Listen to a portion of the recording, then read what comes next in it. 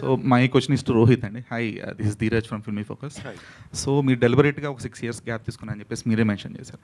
But during a good time period your a face of mid range concept films.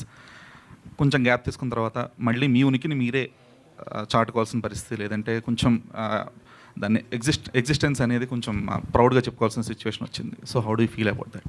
See, even if you're continuously running and successful uన్నా sir, again the next Friday you need to prove yourself. It's very simple. So ఒక Friday బాగుంటే you're back, ఒక Friday బాగాలేకపోతే you're out. So it is a very tough race, but you're fighting with yourself. నువ్వు వేరే సినిమాలతో కాదు, నీతో నువ్వు పోటీ పడుతున్నావు. You should better yourself. But it's been a lot of Fridays. Yeah, it's been a lot of Fridays, but there are a lot of Fridays more. So Rohit భయ్య అందరు ఇట్లా కంబ్యాక్ అంటున్నారు కదా, మీరు ఎక్కడైనా ఇట్లా అంటారేమో అని వెయిట్ చేస్తున్నాను.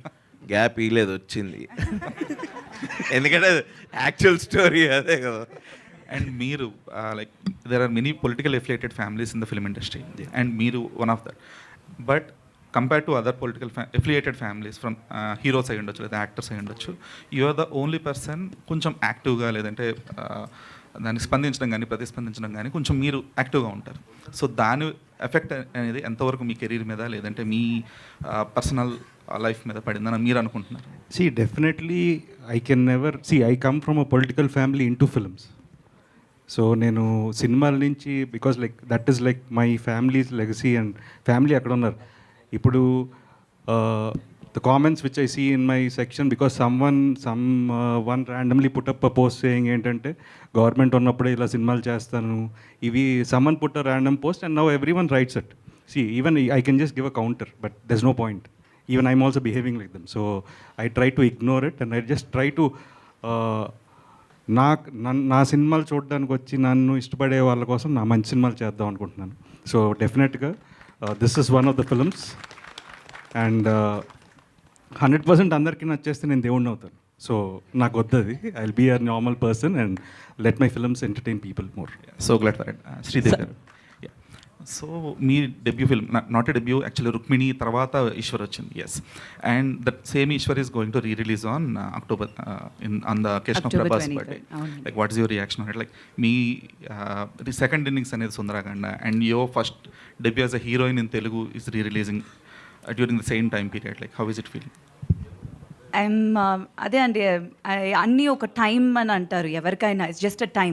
సో మంచి టైం కలిసి అన్నీ వస్తే అన్నీ ఒక్కొక్కటిగా ఇట్లా ఫాల్ ఇన్ ప్లేస్ అని చెప్తారు. So that's how I think I feel. So first actually ఈశ్వరే రిలీజ్ అవుతుంది October 23rd. సో ఫస్ట్ అదే మళ్ళీ స్క్రీన్లో I will be coming back 2024లో. సో ఆఫ్టర్ దట్ మా సినిమా కూడా రిలీజ్ అయిపోతుంది. So I'm very happy. And Rukmini was not my first film, అది చైల్డ్ ఆర్టిస్ట్గా చేసింది. దాని ముందు నేను తమిళ్లో చాలా సినిమాలు 5 ఏళ్ళ నుంచి చైల్డ్ ఆర్టిస్ట్గానే చేశాను. So as a heroine Eeswar was my first release. Super happy అండి. Thank you so much. Sir Naresh garu, మీరు జెన్యూన్ ఆన్సర్ చెప్పాలి సార్. Yes sir, yes. అంటే ఇప్పటిదాకా నేను చెప్పింది అబద్ధం, నాకు అర్థం కాలేదు. కాదు సార్, అంటే ఈ సినిమాకి రిలేటెడ్ అండ్ పర్సనల్ కూడా సార్. చాలామంది ఇప్పుడు అబ్బాయిలు అమ్మాయిలు పెళ్ళిళ్ళు కాలేదు, ఇంకా మాకు పెళ్ళిళ్ళు కాలేదనే ఇదిలో పాపం అవుతుంటారు కదా సార్. అంటే మీ పర్సనల్ ఎక్స్పీరియన్స్తో పెళ్ళి అనేది హ్యాపీగా కాకుండా ఉంటేనే బెటరా? అంటే ఇప్పుడు ఒకటేంటంటే, ఇప్పుడు తరం అసలు పెళ్ళి వద్దని, అంత ముందు తరాలు మళ్ళీ ఒకసారి ట్రై చేద్దామని. ఎందుకోసం? ఇది హ్యాపీగా ఉండడానికేగా బేసిక్గా.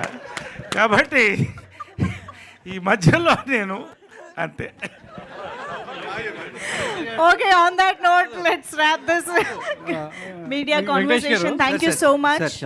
వెంకటేష్ గారు సార్ చెప్పండి. అంటే సుందరకాండ టైటిల్ దొరకడం, వెంకటేష్ గారు ఆ సినిమా చేయడం, అదే వెంకటేష్ గారు ఈ సినిమాను డైరెక్ట్ చేయడం అనేది, సో చాలా మీకు అసలు ఏ నక్షత్రం ఇది, ఆ నక్షత్రం కలిసిందా ఏంటి? నాది మూల అయితే కాదు సార్. నేను కొంచెం లాంగ్ టైం, ఒక 10 minutes అయినా హ్యాపీగా ఉండగలుగుతా. రోహిత్ గారు, అంటే మీది ఏ నక్షత్రం? స్వాతి అండి. స్వాతి నక్షత్రం. మరి మూల నక్షత్రంకి వెళ్ళి ఈ సినిమా రావడం అనేది, సో మీ క్యారెక్టర్ సో ఎంతవరకు ఆడియన్స్కి బాగా కనెక్ట్ అవుతూ వాళ్ళ నక్షత్రాలను గుర్తు చేస్తూ ఎంటర్టైన్ అవుతుంది?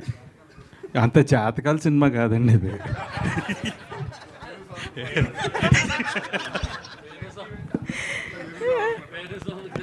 Done thank you so much. Venu Swamy అన్నారు కాబట్టి ఒక క్వశ్చన్ మీ మీద ఎందుకు జాతకం ఇది చెప్పలేదు? నెవర్ ఎండింగ్ లా ఉంది కానీ ఇక్కడ మనం బ్రేక్ వేద్దాం ఇంకా. Thank you. మీ మీద ఆయన ఎప్పుడు జాతకం చెప్పలేదు. నా జాతకం తెలియదు అనుకుంటా అండి.